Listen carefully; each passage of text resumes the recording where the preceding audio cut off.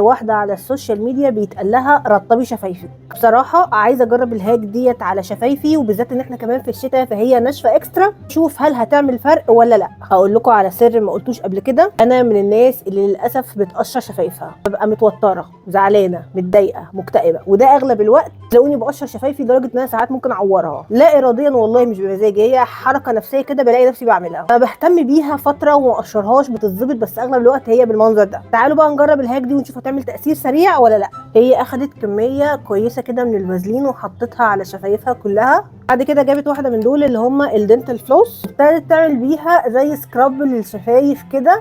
يعني الحركه دي ان هي بتشيل الجلد الميت، الشفه اللي تحت يدخل على الشفه اللي فوق.